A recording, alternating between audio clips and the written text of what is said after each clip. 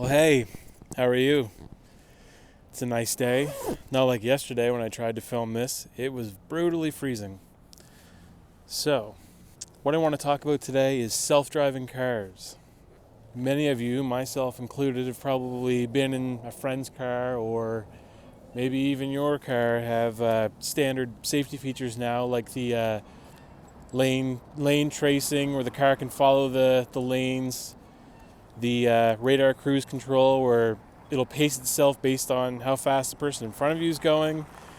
My car, and I know other cars do it, they actually track the movement of the car in front of you and not only keep the pace, but it will use that car's maneuvering to kind of help your car drive around obstacles. And it's very cool, which kind of led me to the reason for this vlog. Let's roll the intro and then we'll get into it.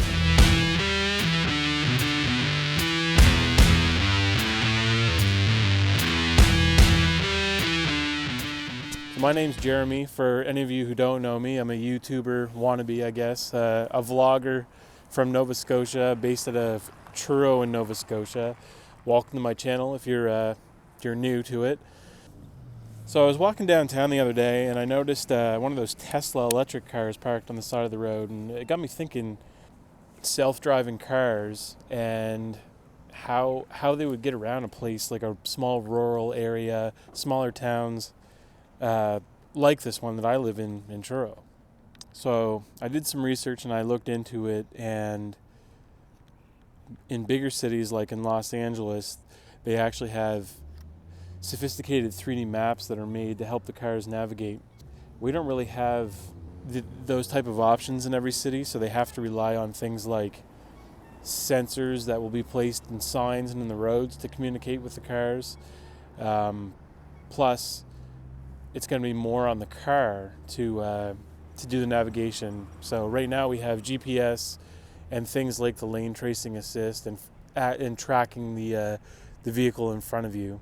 But right now, unlike us, your car can't see, your car can't feel. So how do you remedy that?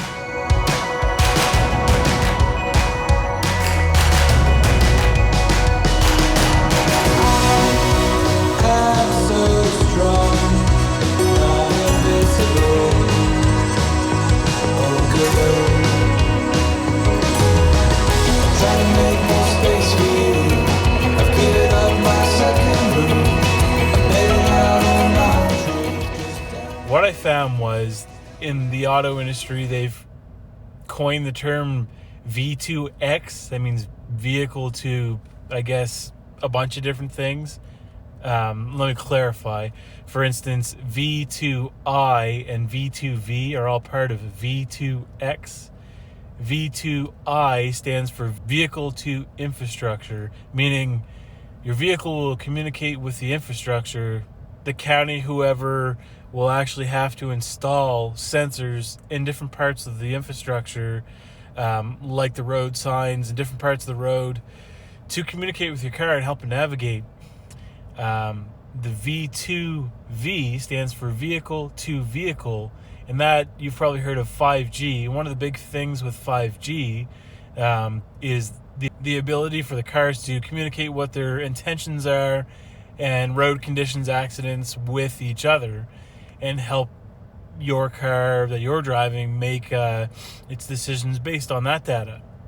But what it comes down to is how, even given vehicle to vehicle, vehicle to infrastructure, those type of things just aren't going to be on a rural road, like a backcountry road, like a dirt road, somewhere ridden with potholes. How does a driverless car navigate that kind of stuff?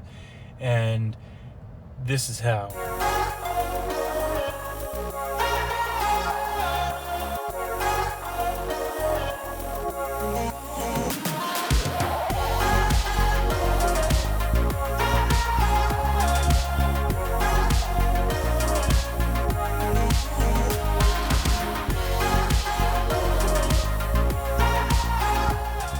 This brings me to, well, this dirt road and all these potholes.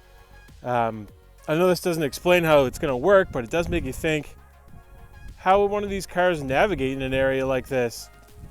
So basically how this works, this LiDAR system uses a series of lasers to bounce light from a target back to itself, and then it records how long it took for that bounce to take place, and then it knows from the time it can figure out the distance that it had to travel. And once it pulses millions of times, gets millions of points, you get a field of points.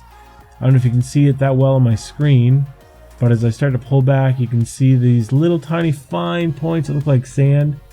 And eventually, when it collects enough, you start to get an image. As you can see, here is our pothole.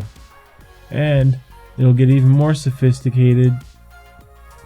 This is also the same pothole, but it's actually a CG render, just to give you an idea of how sophisticated you can get, to the point where now there's no color on this, so it's hard to tell what's what, but the pothole's right here, and you can see that it knows the height of rocks, gravel, everything. I'll turn the picture on so you can tell. So there's our pothole, there's all the individual rocks, and this isn't exactly LiDAR that I used. I used a series of pictures in a process called photogrammetry to map the topology, it's called, of this pothole and the surrounding area on the road around it. To my knowledge, LiDAR is pretty similar. It collects a whole bunch of points and assembles like a point cloud, which enables it to create a map and guide your car along and detect potholes and other obstacles. Pretty neat. Now, the other thing that's going to happen is the car is going to have to be able to kind of feel the road, because it might not see an obstacle, but it certainly will feel all these potholes. And what it's going to do is use a device called an inertial measurement unit. And what that is, it's a little electronic device that basically has a little piece of metal in it that is attached to two springs, and it's inside a little chip. And each time the little piece of metal moves back and forth, it can come into contact with a couple other electrical components that basically allow it to know when it moves and how far it moves. So feel the force, and it can do that with like turns, bumps. It's kind of like the same way that your cell phone knows when you tilt it when you're playing certain games and using your phone for different things. It knows when it moves. So yeah, that's how it's going to work. All right, everyone, that's going to wrap it up for this one. I appreciate you sticking along to the end. If you haven't done so already, I'd appreciate it if you'd subscribe to my YouTube channel. Until next time, I'll see you later.